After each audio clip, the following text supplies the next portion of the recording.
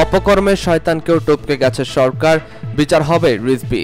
রাস্তায় নামা ছাড়া মুক্তি নেই দুদু। জনগণ চাই বিএনপি সোজা হয়ে দাঁড়াক। কাদের খেলছেন আলেমরা, দেখছেন রাজনীতিবিদরা। জিএম কাদের। এতক্ষণ শুনছিলেন সংবাদের শিরোনাম, এবার শুনবেন বিস্তারিত আলোচনা।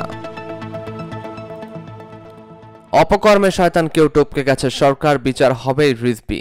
ক্ষমতাসীন আওয়ামী লীগ সরকার ও নির্বাচন কমিশনের সমালোচনা করে বিএনপির সিনিয়র যুগ্ম মহাসচিব রুহুল কবির রিজভী আহমেদ বলেছেন, গণতন্ত্র ধ্বংসে নব্য বাকশালী সরকার ও তাদের মোশাহেব নির্বাচন কমিশনের অপকর্ম শয়তানকেও টপকে গেছে। এ অপকর্মের বিচার একদিন হবেই। তিনি বলেন, বিরোধী দলের যে কেউ নির্বাচনে প্রার্থী হলেই বা তার পক্ষে কেউ প্রচারণা চালাতে গেলে তাকে জীবন হারাতে হয় কিংবা চিরদিনের জন্য পঙ্গুত্ব বরণ করতে হয়। বিনা ভোটে ক্ষমতায় থেকে আওয়ামী লীগ সরকার এখন বেপরোয়া। রবিবার ২৭ ডিসেম্বর বিএনপি নয়াপল্টন কার্যালয়ে এক প্রেস ব্রিফিংয়ে তিনি এসব কথা বলেন। রুহুল কবির রিজভী বলেন, ওরা সরকার নির্বাচন ঘোষণা করবে ঠিকই, কিন্তু অংশগ্রহণমূলক নির্বাচন হাতে দেবে না। নির্বাচনে বিরোধী দলের কেউ যদি সাহস করে নির্বাচনের নামে, তাহলে তার উপর নেমে আসে নির্মম নির্বাচনের খড়গ। রিজভী অভিযোগ করে বলেন, পৌর নির্বাচনকে কেন্দ্র করে টাঙ্গাইল জেলাধীন গোপালপুর পৌর জাতীয়তাবাদী মহিলা দলের সভানেত্রী ও সাবেক ৪, ৫ ও ৬ নং ওয়ার্ডের সংরক্ষিত মহিলা আসনের কাউন্সিলর হাবিবা বেগমকে আওয়ামী সন্ত্রাসীরা কয়েকদিন আগে মোটরসাইকেলে চাপা দিয়ে গুরুতর আহত করে। গতরাতে ঢাকা মেডিকেল কলেজ হাসপাতালে চিকিৎসাধীন অবস্থায় তিনি ইন্তেকাল করেন। ইন্না লিল্লাহি ওয়া ইন্না ইলাইহি রাজিউন। আওয়ামী সন্ত্রাসীদের দ্বারা সংগঠিত এই বর্বরোচিত ঘটনায় বাংলাদেশ জাতীয়তাবাদী দল বিএনপির পক্ষ থেকে আমি তীব্র নিন্দা ও প্রতিবাদ জানাচ্ছি। তিনি বলেন, এদেশ থেকে সুষ্ঠু নির্বাচন নামক শব্দটি চিরতরে উচ্ছেদের পর কোনোভাবেই কেউ যেন এ বিষয়ে টুস শব্দ না করতে পারে, সেজন্য দেশব্যাপী বিভিন্ন জনপদে সশস্ত্র আওয়ামী ক্যাডারদের মোতায়েন করেছে বর্তমান সরকার। রিজভী আরও বলেন, নিশিরাতে ভোটের সরকার ও বেহায়া নির্বাচন কমিশনের যৌথ প্রযোজনায় দেশে এখন নির্বাচনী সার্কাস চলছে। আগের রাতে ভোট হলেও ভোটাররা ভোট কেন্দ্রে না গেলেও অথবা কোনো কেন্দ্রে শতভাগের বেশি জোরপূর্বক ভোট কাস্টিং করলেও সরকার ও কমিশনের বয়ান একই যে সুষ্ঠু ভোট হয়েছে। তারা এই বয়ানটি পূর্বে টাইপ করে রাখে। বিএনপির সিনিয়র নেতা আরও বলেন, বাংলাদেশ সহ সারা বিশ্ব জানে বাংলাদেশের ৩০ ডিসেম্বর ভোটের আগের রাতেই হয়েছে। গণমাধ্যম সহ সকল মাধ্যমে তা প্রকাশিত হলেও সরকার ভার প্রধান নির্বাচন কমিশন এখনও নির্লজ্জ মিথ্যাচার করছে। এই ইসির অধীনে একটি নির্বাচনও সুষ্ঠু হয়নি। সুপ্রিম জুডিশিয়াল কাউন্সিল গঠন করে ইসির অপশক্তির শাস্তির যে দাবি নাগরিক সমাজ করেছে তা এড়ানোর জন্য প্রধান নির্বাচন কমিশন সহ আওয়ামী লীগ নেতারা গায়ের জোরে সত্যকে চাপা দিতে চাচ্ছে। তিনি আরও বলেন, সারা দেশে এখন দুষ্কৃতিকারীরাই আওয়ামী লীগ করে, তাই জনগণ এদের দিকে মুখ ফিরিয়ে নিয়েছে। পেশাদার ঘাতক, লুণ্ঠনকারী, নিপীড়নকারী ও অন্যের সম্পদ হরণকারীদের দ্বারাই এখন আওয়ামী লীগ চলছে। সুতরাং বাংলাদেশ ৭১-এর ৯ মাস যে পরিবেশে বিরাজ করেছিল সেই পরিবেশ এখন বিরাজ করছে। সংবাদ সম্মেলনে মহিলা দলের সভাপতি আফরোজা আব্বাস সহ আরও অনেকে উপস্থিত ছিলেন। রাস্তায় নামা ছাড়া মুক্তি নেই দুদু। বিএনপির ভাইস চেয়ারম্যান ও কৃষক দলের আহ্বায়ক শামসুজ্জামান দুদু বলেছেন, যদি কেউ মনে করেন যে নির্বাচন করে মুক্তি পাবেন, আমার মনে হয় না এটা সম্ভব হবে। কারণ এই সরকার নির্বাচন ধ্বংস করে দিয়েছে। নির্বাচন বলতে বাংলাদেশে কিছুই নেই।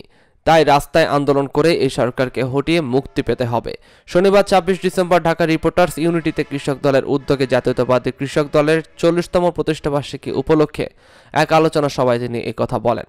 শামসুজ্জামান দুদু বলেন, শহীদ প্রেসিডেন্ট জিয়াউর রহমান এত বেশি কৃষক দরদি যে ওনার চেয়ে কৃষক দরদি আর কোনো প্রেসিডেন্ট বা প্রধানমন্ত্রী নেই।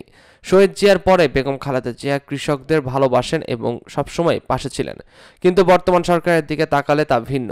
কৃষকদের কোনো ব্যবস্থায় সরকার করে নাই। কৃষকরা ফসল হারা, তারপরও তারা অনবরত কাজ করে যাচ্ছে দেশের জন্য, দেশের মানুষের, এবং সবসময় তারা দেশের মানুষের কথাই চিন্তা করে। তিনি বলেন, সেই কৃষকদেরই সংগঠন হচ্ছে জাতীয়তাবাদী কৃষক দল। এই কৃষক দলের মধ্য দিয়ে আমরা স্বপ্ন দেখি। এই কৃষক দলের মধ্য দিয়ে গণতন্ত্রের স্বপ্ন দেখি। এই কৃষক দলের মধ্য দিয়ে দেশের সমৃদ্ধির স্বপ্ন দেখি। কিন্তু বেগম খালেদা জিয়া জেলখানায় থাকলে সেই স্বপ্ন পূরণ হবে না। যদি বেগম খালেদা জিয়াকে মুক্ত করতে পারেন, তাহলে বাংলাদেশে গণতন্ত্র মুক্তি পাবে। যদি বেগম জিয়াকে মুক্তি করতে পারেন, তাহলে স্বাধীনতার অর্থ থাকবে। যদি বাংলাদেশের গণতন্ত্রকে মুক্তি করতে চান, তাহলে তারেক রহমানকে দেশে ফিরিয়ে আনতে হবে। এ দায়িত্ব কৃষক দলকে নিতে হবে। ছাত্র দলের সাবেক এ সভাপতি আরও বলেন, আমরা এখানে স্লোগান দিচ্ছি, পরস্পর হাত মিলাচ্ছি, সব ঠিক আছে, কিন্তু রাস্তায় নামা ছাড়া মুক্তি নেই। যদি কেউ মনে করেন নির্বাচন করে মুক্তি পাবেন, আমার মনে হয় না এটা সম্ভব হবে, কারণ নির্বাচন শেষ করে দিয়েছে, ধ্বংস করে দিয়েছে। নির্বাচন বলতে বাংলাদেশে কিছু নেই। রাস্তায় আন্দোলন করে এই সরকারকে হটাতে হবে। এই সরকার তারেক রহমান সবচেয়ে বেশি ভয় পায় মন্তব্য করে কৃষক দলের আহ্বায়ক বলেন, তারেক রহমানকে সবচেয়ে বেশি ভয় পায় এই সরকার ও শেখ হাসিনা। যে মানুষটা একটাও নির্বাচনও করে নাই, তার বিরুদ্ধে এমন কোনো মিথ্যা অপবাদ নাই এই শেখ হাসিনা দেয় নাই। তাই তারেক রহমানকে দেশে ফিরে আনতে হবে। সে যদি দেশে ফিরে না আসে, বাংলাদেশের গণতন্ত্র ফিরে আসবে না। সেজন্য আমাদেরকে প্রস্তুতি নিতে হবে। প্রস্তুতি মানে সংগঠন, সংগঠন মানে রাস্তা, রাস্তা মানে আন্দোলন। সে আন্দোলনে আমাদেরই করতে হবে। নেতাকর্মীদের উদ্দেশ্যে বিএনপির এই নেতা আরও বলেন, জীবনের একটা অর্থ থাকতে হবে। সেই অর্থটা হচ্ছে শহীদ জিয়ার জীবনের সাথে আমাদের জীবনকে মিলিয়ে নিতে হবে। সেই জীবনকে মিলিয়ে নিতে হবে বেগম খালেদা জিয়ার জীবনের সাথে। সেই জীবনকে মিলিয়ে নেবেন তারেক রহমানের জীবনের সাথে। কি পেলাম কি পেলাম না বাদ দেন। পেতে হবে গণতন্ত্র, পেতে হবে স্বাধীনতা, পেতে হবে বাংলাদেশ, পেতে হবে খালেদা জিয়া, পেতে হবে তারেক রহমান। এর মধ্য দিয়েই আমাদের মীমাংসা করতে হবে। কৃষক দলের কেন্দ্রীয় আহ্বায়ক কমিটির সদস্য এস.কে সাদি সঞ্চালনায় আলোচনা সভায় আরও উপস্থিত ছিলেন বিএনপির স্থায়ী কমিটির সদস্য গয়েশ্বর চন্দ্র রায়, চেয়ারপারসনের উপদেষ্টা আব্দুল সালাম, যুগ্ম মহাসচিব ব্যারিস্টার মাহবুব উদ্দিন খোকন, কৃষক দলের সদস্য সচিব কৃষিবিদ হাসান জাফির তুহিন, স্বেচ্ছাসেবক দলের সাধারণ সম্পাদক আব্দুল কাদের ভুইয়া জুয়েল, ওলামা দলের আহ্বায়ক হাফেজ শাহ মোহাম্মদ নেসারুল হক, তাঁতি দলের আহ্বায়ক আবুল কালাম আজাদ, মৎস্যজীবী দলের সদস্য সচিব আব্দুর রহমান, কৃষক দলের কেন্দ্রীয় আহ্বায়ক কমিটির সদস্য অ্যাডভোকেট নাসির হায়দার, মইনুল ইসলাম, মোহাম্মদ আলিম হোসেন, কৃষিবিদ মেহেদী হাসান পলাশ, লায়ন মিয়া, মোহাম্মদ আনোয়ার, মোজাম্মেল হক মিন্টু, কে এম রফিকুল ইসলাম রিপন। জনগণও চাই বিএনপির সোজা হয়ে দাঁড়াক, ওবায়দুল কাদের। সরকার দেশকে বিএনপি শূন্য করতে চায়, বিএনপি নেতাদের এমন বক্তব্যের অভিযোগে জবাবে আওয়ামী লীগের সাধারণ সম্পাদক এবং সড়ক পরিবহন ও সেতুমন্ত্রী ওবায়দুল কাদের বলেছেন, এই অভিযোগ অবান্তর। সরকার বিএনপিকে শক্তিশালী ও দায়িত্বশীল বিরোধী দলের ভূমিকায় দেখতে চায়। দেশের জনগণও চায় বিএনপি মেরুদণ্ড সোজা করে দাঁড়াক। জনগণ চায় বিএনপি স্বাধীনতা বিরোধী উগ্র সাম্প্রদায়িক গোষ্ঠীর পৃষ্ঠপোষকতা ছেড়ে অসাম্প্রদায়িক বাংলাদেশের চেতনায় রাজনীতি করুক। ওবায়দুল কাদের বলেন, বিএনপির আত্মবিশ্বাস তলানিতে ঠেকেছে, এই জন্যই তারা নির্বাচনের জয় পরাজয়ের আগেই হেরে যায়, ফল ঘোষণার আগেই ভোট প্রত্যাখ্যান করে।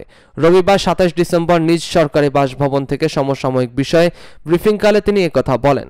ওবায়দুল কাদের বলেন, বিএনপির রাজনীতিকে কচ্ছপের সাথে তুলনা করা যায়।